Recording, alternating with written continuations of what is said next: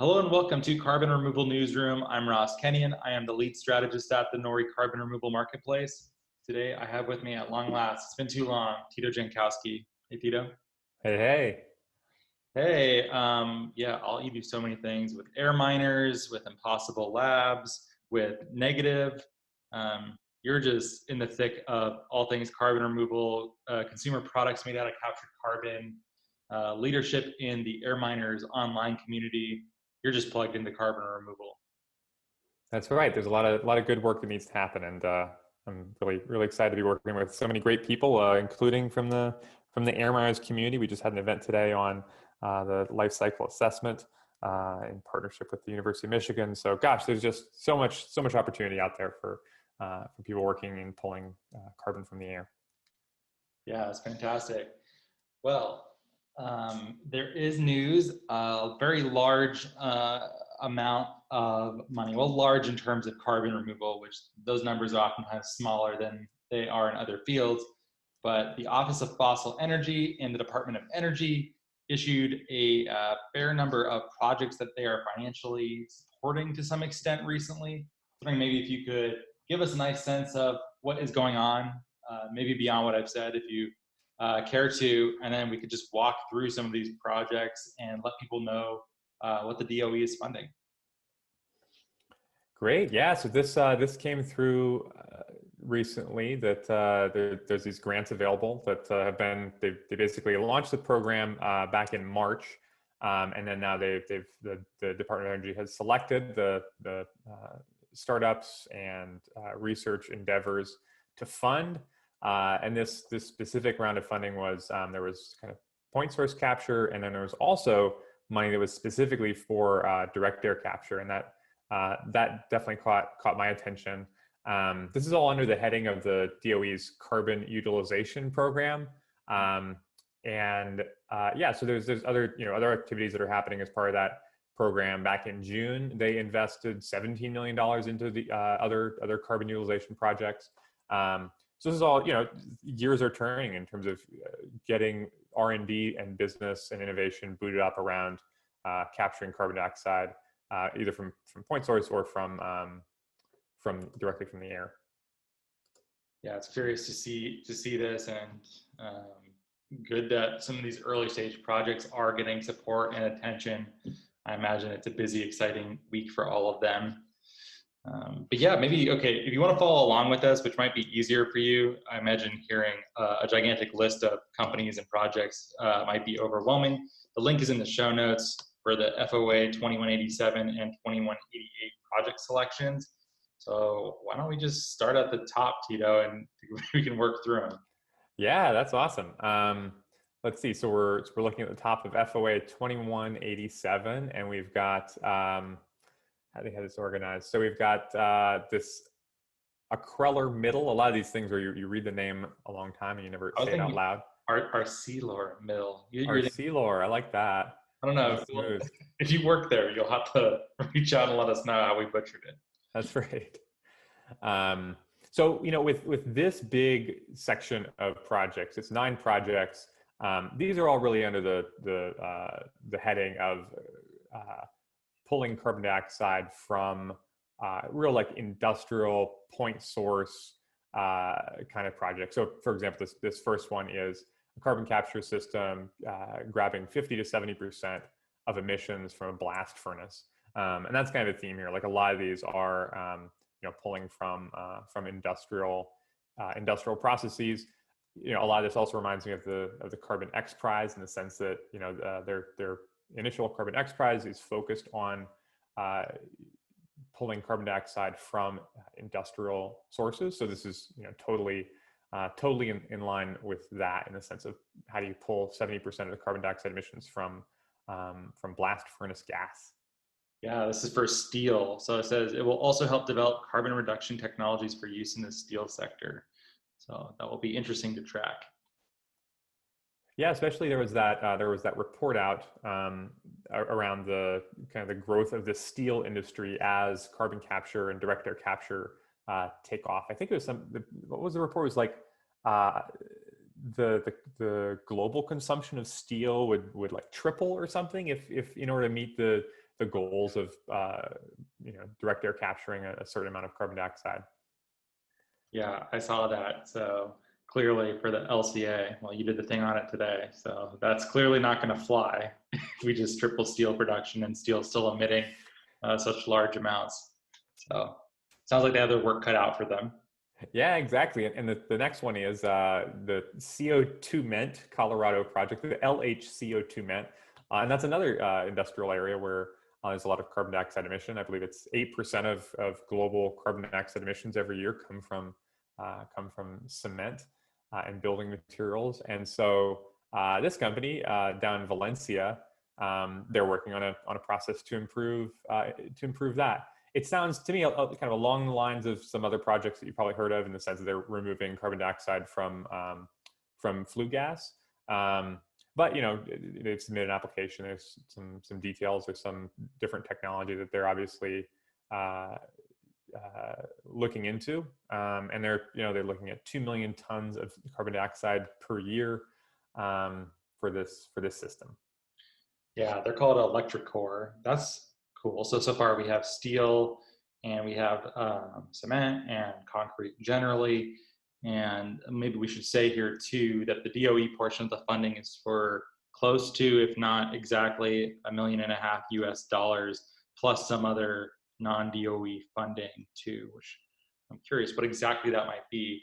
But so a lot of these projects are ending up, at least from what we're seeing, in total, close to 2 million. Oh, some of them are much, much bigger than that though. But okay, I guess we should probably tell people how much they're looking at funding wise. That sounds good. How about this next one? Technology and Research, Inc. Oh, yeah. Oh, Membrane Technology and Research, Inc. My mistake. Yeah, so similar to the this idea of pulling carbon dioxide from blast furnace gas, this one is focused on coal power plants. So they're developing some new technology for coal power plants. I believe this is what you would call like clean coal. Is that, I never really knew what clean coal was, but I imagine that's something along those lines. So that's they got about $1.5 million to develop that technology, and they're in Newark, so they're like close by. And again, that was a theme with a lot of this. I was really surprised to see a lot of these new names and new companies popping up. We have a lot of stuff in the Air Miners Index, but these three so far, I mean, those definitely were not on my radar. And this company is over in Newark, which is just over the bridge from where I'm at in San Mateo. Yeah, absolutely. Very, very interesting to see these clusters. Yeah, well, next one's out of Danbury, Connecticut, called Praxair. So Praxair, they're a familiar name. They're huge, aren't they? Yeah, they're a huge one. So what this is, they're doing an initial engineering design study for a carbon dioxide capture system in Louisiana. So again, this is interesting. Praxair, to me, they're known as a gas supplier. So if you want to buy tanks of carbon dioxide gas, if you're a brewery or a greenhouse, you would go to. I've seen them for welding supplies too. Okay, yeah. So a lot of it, like stuff that comes in bottles or stuff that comes in tanks. And so they're looking at how to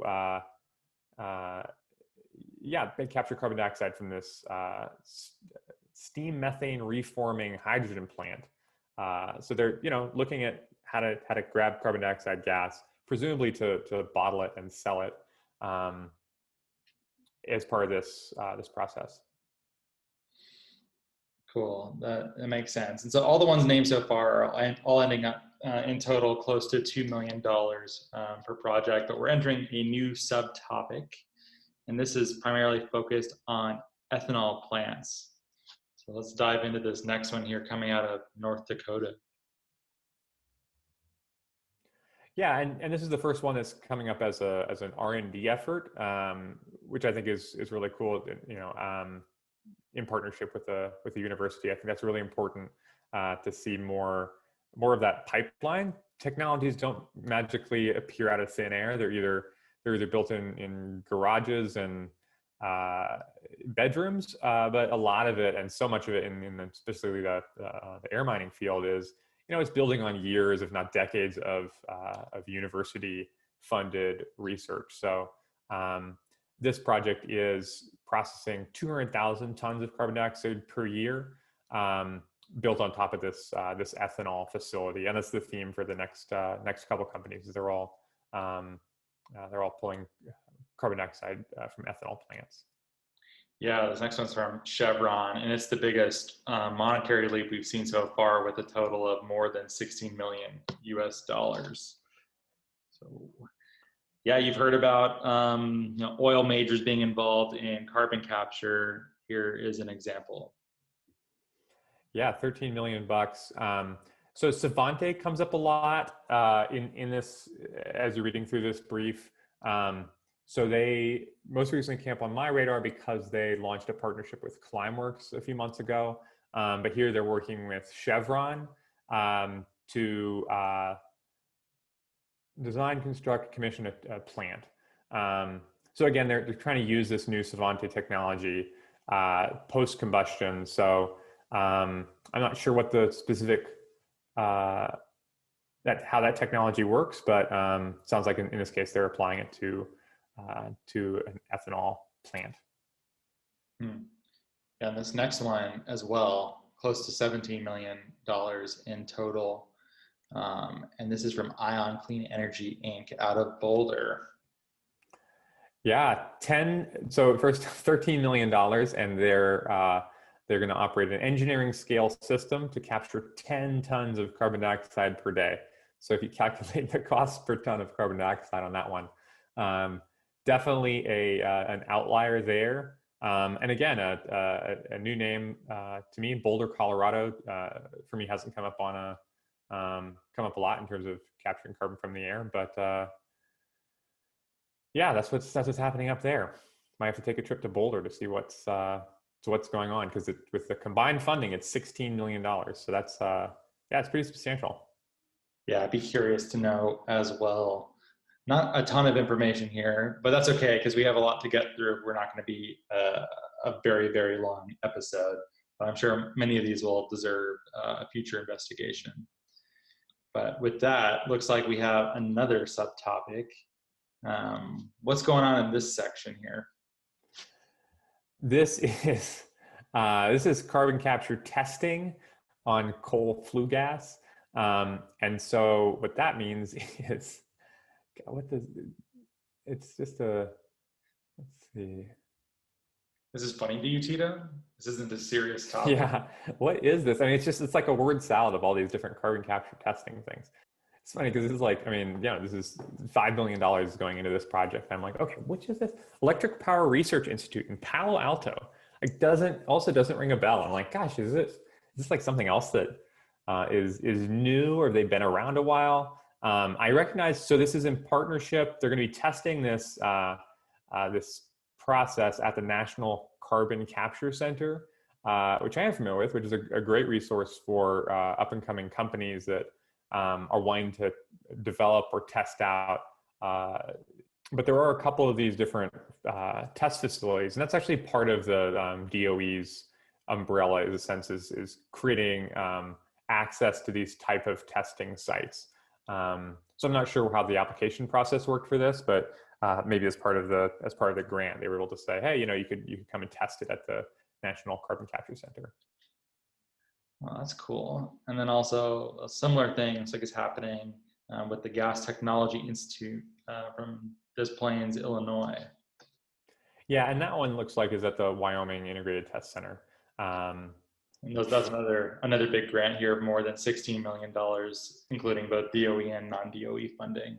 Yeah, really. So I'm more grounded in the direct air capture stuff. I mean, at least for me, that's easier to understand, because so much of it it's these $800 to $2.5 million grants, whereas a lot of these projects are, up to $13 million for one of these projects. Those are much bigger operations. Yeah, it's interesting to know, because I recognize some of the names in this entire list, but there's much that is happening that I do not feel as well plugged into, despite being well positioned to sort of have like a Sauron's eye view of the entire sector. And so on the one hand, that can be a little frightening. You're like, oh, there's stuff happening. This is a news program. I don't fully know all the implications and players. on the other hand, I'm really glad because I don't want it to just be like the number of people who can fit inside of a bar, right? Yeah, exactly. This industry is very, very recently and quickly grown beyond what any one brain can hang on to. And so I think that's what's nice about, reading through this with you and kind of giving a flip on it. I think is because it's kind of, it can feel like pressure. I know in the Air Miners event, sometimes we get people asking lots of questions, but sometimes people are kind of quiet and it's like, it can be intimidating to just say, oh yeah, I've never heard of this one. But like, I'm curious about it. Does it relate to something else I know? I think I said this already, but this DOE funding and program, I didn't hear about this when it originally launched. In the sense of they're asking for applications and stuff. Did not come up on my radar until now, and when they've granted this funding. So this next chunk is $22 million overall that went into direct air capture. And so, compared to the previous, some of the previous projects that were $13 million, that's only maybe two of those projects. But to me, this is more meaningful for direct air capture in particular, just because so many of these projects for $1 million, you're able to make a lot of early progress on R&D and testing out an idea. It's not enough to really build out necessarily a production plant or something that you can really pull all the numbers from. But this definitely moves things forward in terms of designing, developing, and planning. Yeah, that makes sense. And I guess if you're tracking direct air capture much more closely than some of these other subfields, whatever you want to call them, this next section is for direct air capture. So let's dive into there. Are you in the FOA 2188? That's right. And the first one up is ElectroCore, which actually came up on that on the previous list under a different process. So in this, so basically it sounds like they've received two grants from the DOE. And this one, they're building out a 30 kilogram a day direct air capture system, combining Climeworks' process and Svante's process.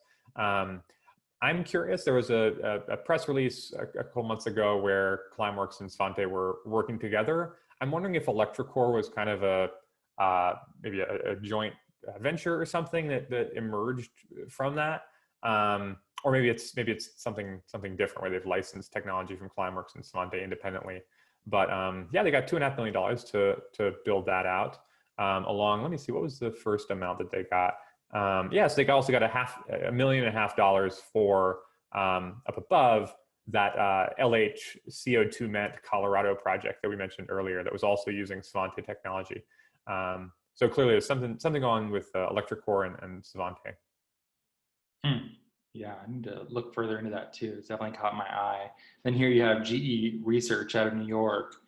What are they up to? Another sorbent-based DAC project.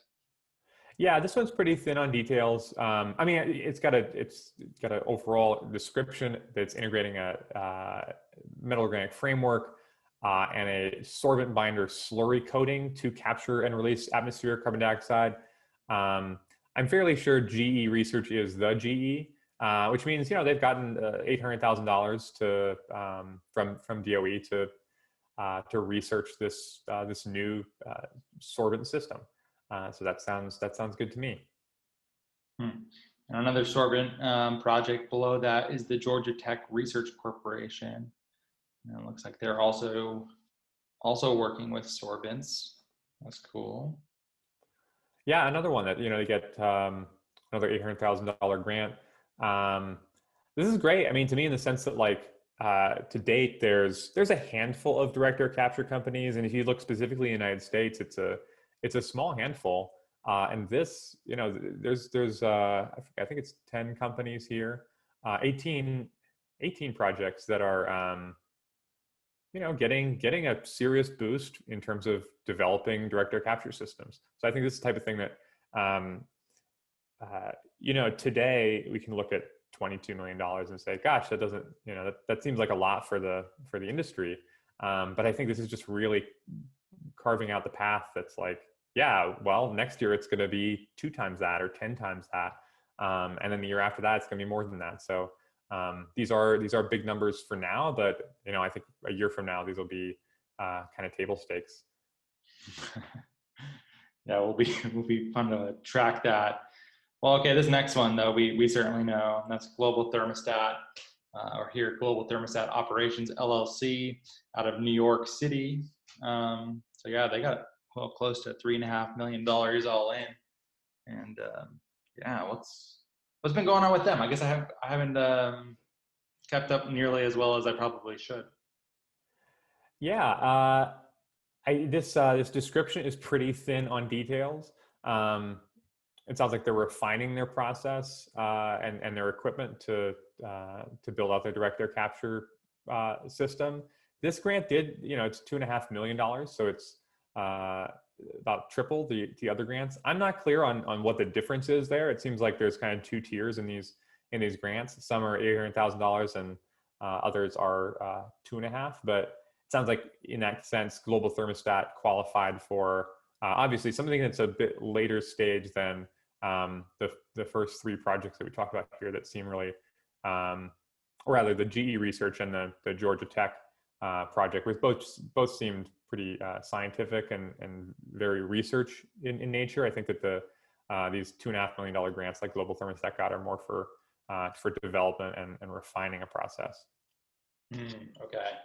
And this next one caught my eye, close to $1 million for Harvard.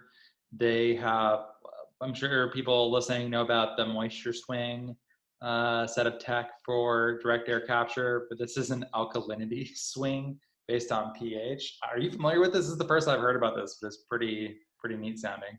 Yeah, I was asking around on air miners about like, hey, who knows what's going on at Harvard with this alkalinity swing?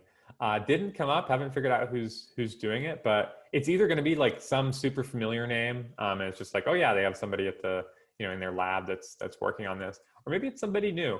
This is definitely like in terms of the ones that I'm keeping my eye on. This one will be like, oh yeah, who's that at Harvard making it happen? $800,000. Yeah, that's very neat. Okay, and the next one sort of have a play on words here. In a sense, LLC. Cool. So they're working on some sort of membrane DAC approach.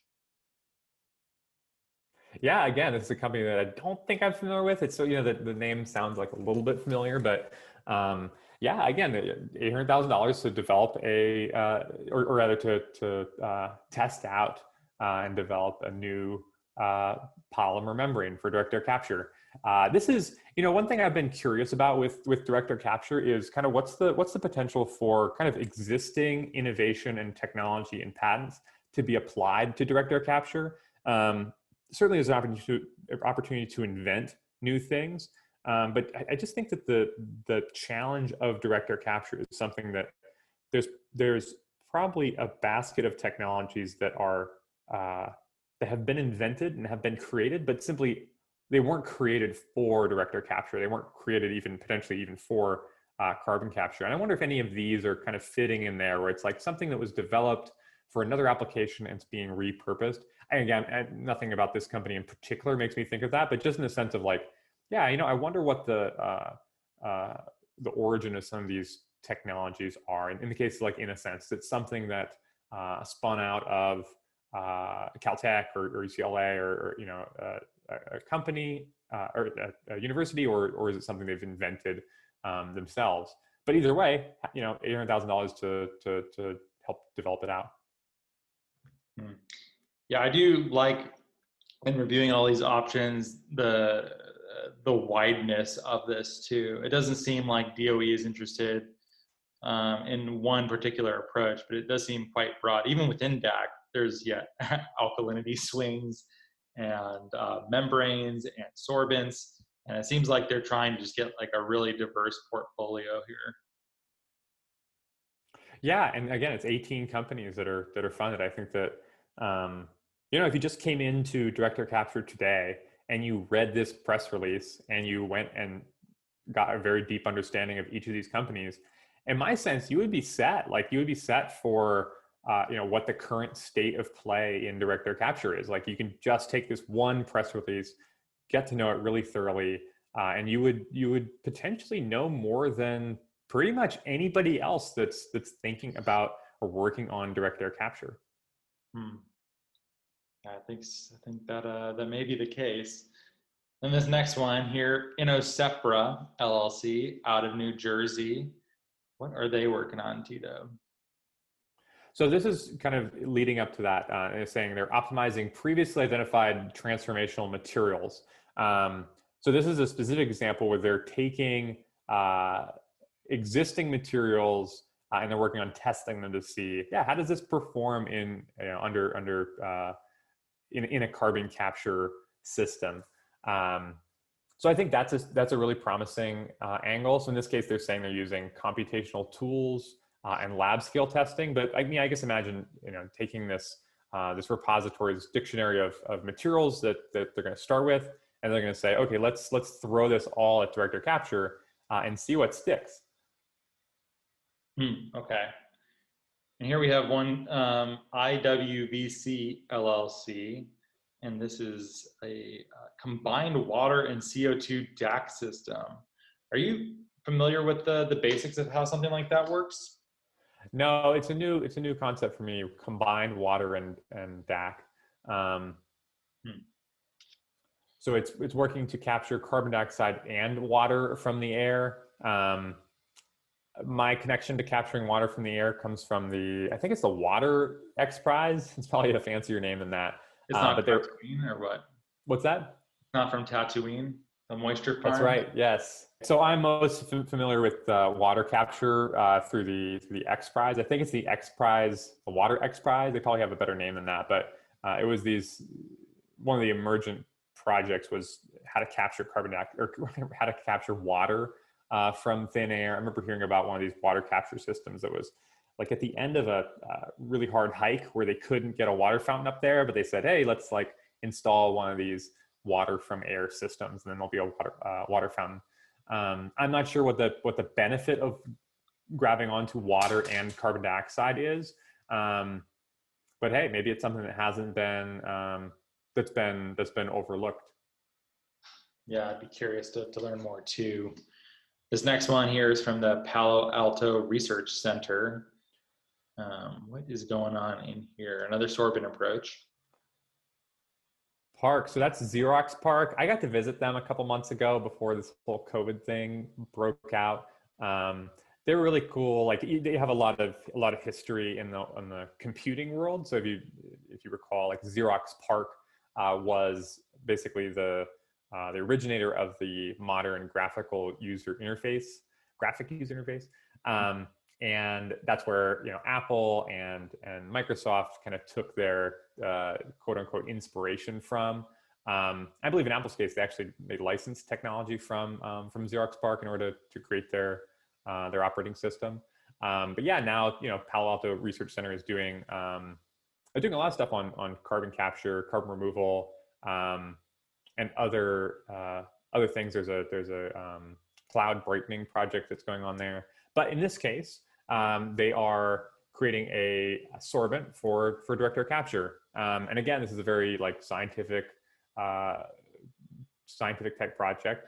So they're working to pull carbon dioxide out of the atmosphere using this solid sorbents. And they have these metrics there that aren't actually very meaningful to me, but oxidation resistance is 7 times greater than the state-of-the-art polyethelenamine.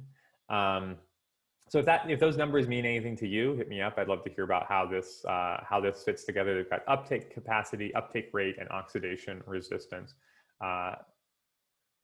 Potentially something that I would rewatch Jennifer Wilcox's deep dive on direct air capture that was on the Air Miners YouTube channel to see if these things connect. Yeah, her deep dives are very valuable. If you've not heard her on the Reversing Climate Change podcast or her presentation for Air Miners, they are well worth your time. Okay, so then this next one, Rensselaer Polytechnic Institute out of New York. I might have said that wrong. Looks like another sorbent. So it looks like a lot of people feeling quite sorbent heavy as we're going through this. Yeah, this is over at RPI. And so they are yeah, you got a new sorbent structure, then they're gonna test it out, and it's gonna cost about $800,000. I mean, that's, overall, I feel like this is, there's a theme here, which is developing or even testing one of these new sorbents or one of these new candidates is something that takes about $1 million to start making progress on. It's something that I've been challenged by looking through Silicon Valley, looking through technology more broadly. And again, like so much of this stuff comes back to somebody, either a university or a private research institute like Xerox PARC or RPI. That's where a lot of this stuff has come from. It's possible that there's innovation that's going to come out of garages and classrooms, but so much of this stuff comes from universities, institutes, and private R&D groups. Yeah, it's pretty clear to see that there's a good mix of both public and private, and yeah, intriguing to see how research is actually funded and works, and the diversity, and also where they cluster too. Just wrapping your head around this document and seeing what has been funded is definitely a good way to wrap your head around the sector as a whole. At least this basket of solutions, you could say. Okay, Tito, RTI International. So this metal organic frameworks and phosphorus dendrimers. Yeah, I feel a little bit stupid reading some of these because I'm not a scientist or a technologist in this kind of way. What is happening in here? I mean, at a high level, it's the same thing we've been talking about. They're developing these new novel materials. Metal organic frameworks are increasingly kind of experimented or looked to as a way to pull carbon dioxide from ambient air. I know I'm blanking on their name at the moment. Too many companies in my head.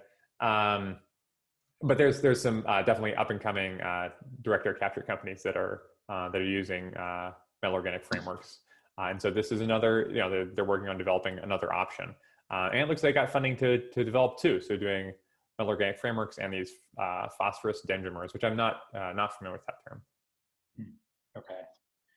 Then next we have the Southern States Energy Board. Oh, my Lord, there are a lot of these, by the way. There's still 18. Yeah, 18. So there's a lot to go through. Southern States Energy Board at Peachtree Corners, Georgia. What is happening here? This project, I heard, was a collaboration between a couple different organizations. That came from Bob Wilson at Air Capture.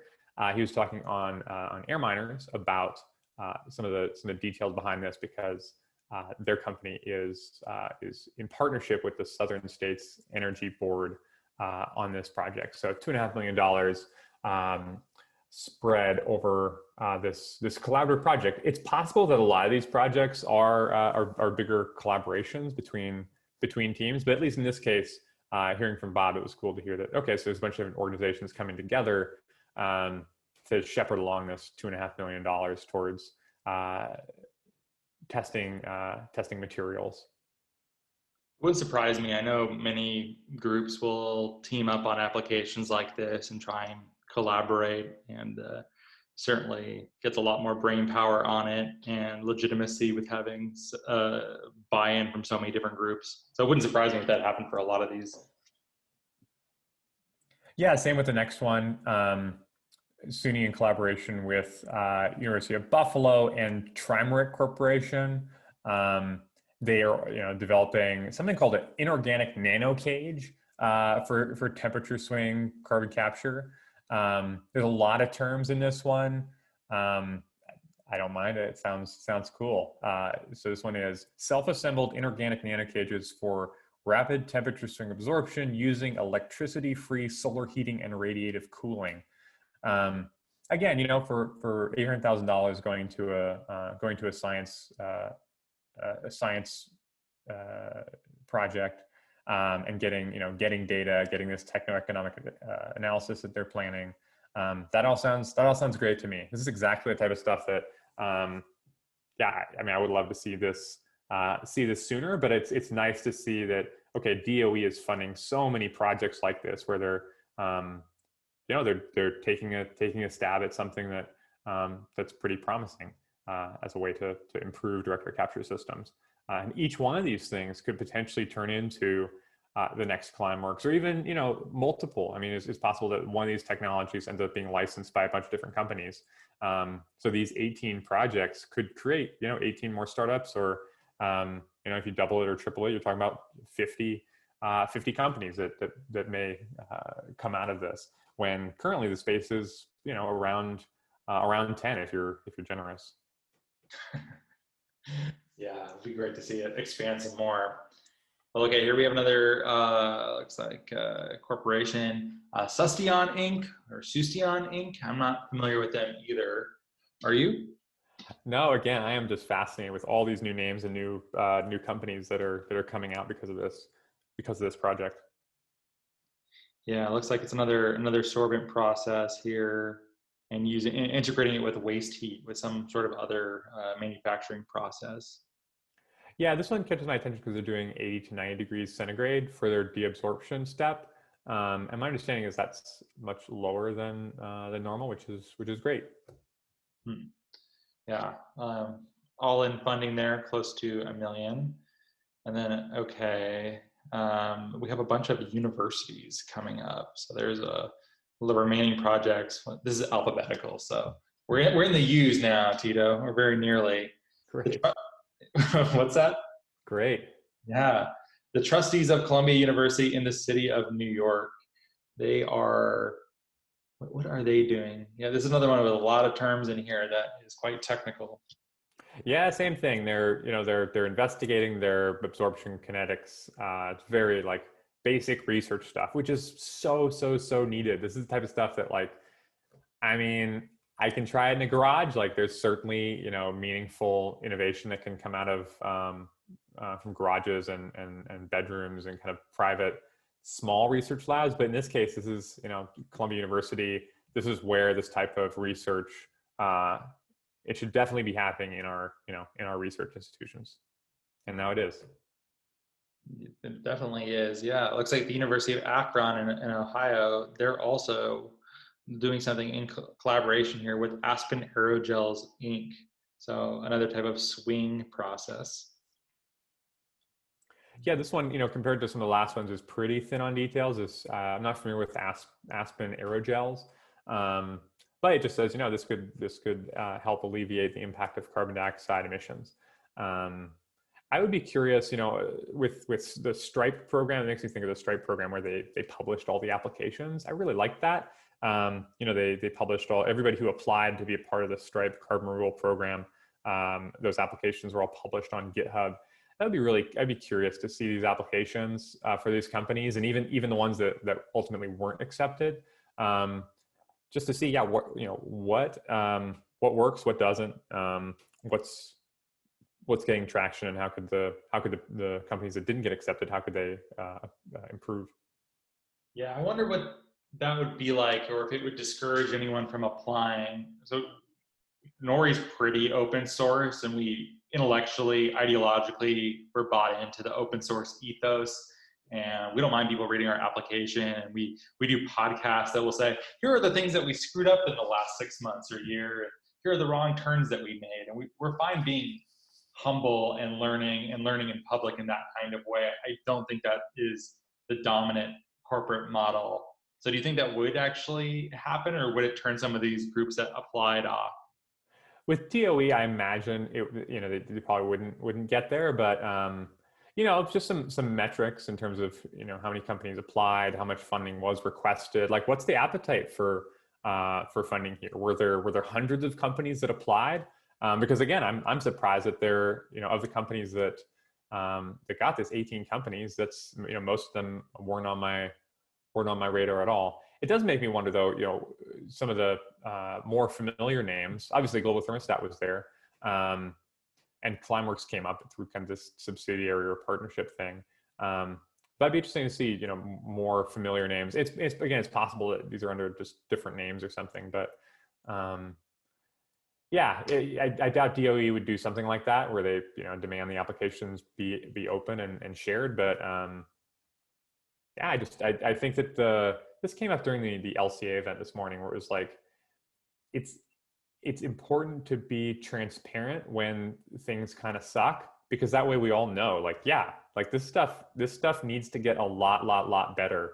And if we kind of brush it behind a curtain or under the rug, and act like, oh yeah, it's really good, I think that the whole industry loses out. So the more, the more transparent, the more open we can be about where these technologies are at, I think the faster we'll be able to identify winners and test out new candidates. Yeah, maybe so. I can. How should I approach it? Did you ever watch Deadwood? No. Uh, well, anyway, so like the first season or two is they're all pioneers and they're all sort of like small business people. And then as the seasons go on, the West is pretty much settled, and then the big like railroad companies and big like mining interests come to town, and it changes from being this sort of small proprietorship model to having really big players, and the players are powerful and push people around in new ways. I think we're definitely still in the early stages of the Deadwood model, I think you could say. That's right. Yeah, that's something we talk about a lot with air miners, is helping people that know of each other get to know each other, because we have this short window of opportunity where everybody's pretty accessible. I think the CEOs and the teams at every single direct air capture company are at least accessible through cold email. I think 5 years from now, if we leave that up to just kind of organic growth, I think it'll, those people will be a lot less accessible, and those lessons and partnerships they can offer will be less accessible. So now is a very unique time to help get people connected together as a function to increase the plant's ability, humanity's ability to pull carbon dioxide from ambient air. Yeah, that's really the goal. I should clarify too. I know that Deadwood example is framed, and the show itself is framed in a sort of anti-big, anti-corporate kind of way. But I do think that sort of knee-jerk interpretation of events um, is probably not the whole story, and we do need buy-in from very large companies to move this needle very quickly. So it's a tough line to walk. But I love the model of air miners too. That's a great way to center it, where it is very collaborative and open, and we're all sort of peers. Even if on paper it might look like we are competitors, that is really not what we're trying to do. At least I hope that's the case, Tito. Sure. Yeah. Yeah. I mean, I've just seen over and over that in my work, there's just been so much around.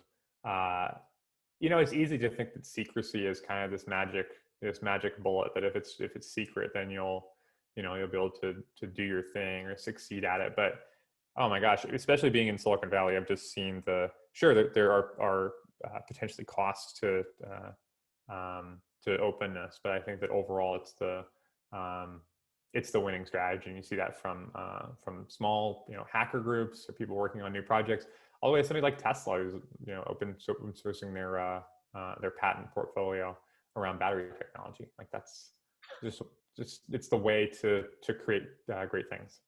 Yeah, I love that. You see it in the space too. Project Vesta is very much committed to the open source ethos as well, and I really respect that and like that about them. Okay, I think we're getting a little far afield, which is my fault, Tito. I'm sorry. I'm going to steer us back on here.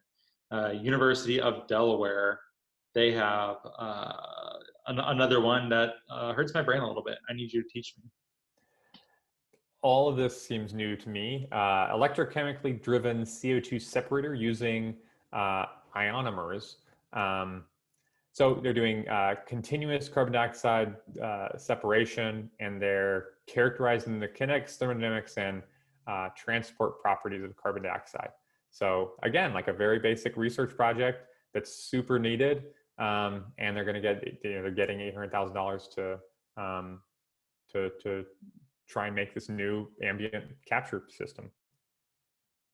Cool. That's for $1 million total, 800,000 of which is from the DOE. And looks like the very last one, yeah, is the University of Kentucky Research Foundation, an enhanced depolarized electromembrane system. Yeah, this one is working to pull carbon dioxide from the air and then concentrate it. using a solvent that they can use and renew. And yeah, nothing here that super stands out like some of the last ones, but clearly in their application they've presented something that was uh, deemed worth, in this case, $700,000 of grant funding. I mean, that's the other thing to, kind of closing this out is like when I think about university research budgets compared to say startups or things like that.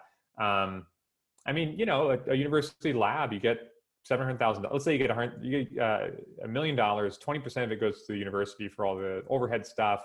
Then you need, to run the lab, you need to do all this other stuff. So $1 million grant for a PI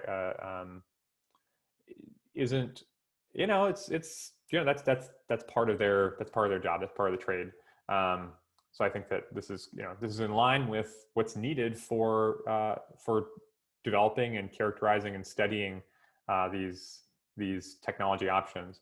That's at the $1 million level. There were certainly a bunch of $2.5 million projects. Those were more like global thermostat that came up at the beginning, and an electric core. Those are more like systems design, building out a pilot process. Whereas more of the $1 million grants seem to be really scientific research, characterization of a molecule or a chemistry.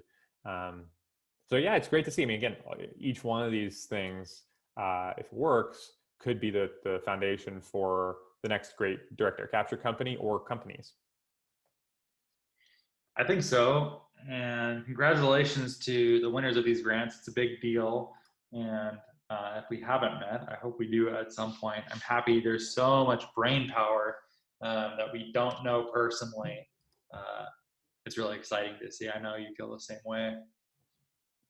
Yeah, totally. If anybody wants to go through and like plug these into the Air Miners Index, that would be cool. Otherwise, I'll probably do it one evening. There's just so much here. Of these 18 companies, I would guess, 15 of them I hadn't heard of before. So there's just so much new stuff going on. Yeah, really, really fast. I imagine many of them are just in stealth, or they're just plugged into sort of this, university research or private research system, which I imagine they're a conservative and probably not a loose-lipped set of organizations here. Actually, I have no idea. That's just speculation. I have no idea how those things, science works at universities. This is not a strength of mine. So maybe that's the case, maybe not. I don't know. What do you think? Oh, I mean, I think universities are pretty good at being transparent and having discussions. And each of these things reads as if a graduate student or maybe a PI said, "Oh yeah, I had this idea or had this this concept. Maybe it's related to something else going on in their lab that they're applying beyond carbon dioxide or to some other topic." I mean, when you peel back the covers on a lot of these projects, my guess is, or at least what I've seen before, is these aren't coming from carbon capture research labs or people that are really tuned into just carbon capture stuff. These are coming from labs that are developing technologies, sorbents, materials for a wide range of uses. These are the world's materials experts, and because of this funding, they're able to bring that expertise to direct air capture, which is why again it's a major it's got major potential for direct air capture. Is these labs otherwise they'd be working on other materials, they'd be working on other other concepts, but they've been able to kind of turn their focus towards direct air capture in this case. Cool. Well, thanks for that summation there, Tito, and giving us some analysis to take home with us. Anything else we should say, or I think that's a pretty good place to leave it. Yeah, let's see when the DOE announces their next call for projects like this. Looking forward to whenever that happens. Yeah, me too. Well, thanks for being here, Tito. Your various affiliations and social media accounts are posted in the show notes. Thanks for coming and hanging out again. Yeah, great hanging with you. I'm also glad we didn't have multiple people, because otherwise this would have taken many times as long, I think. Yeah, it worked. It worked great. It worked. The Tito exclusive model. Yeah. It works, listeners. Okay. Well, thank you so much for listening. If you like what we're doing here, please rate and review us on iTunes, Apple Podcasts. Tell your friends, and thanks so much for listening.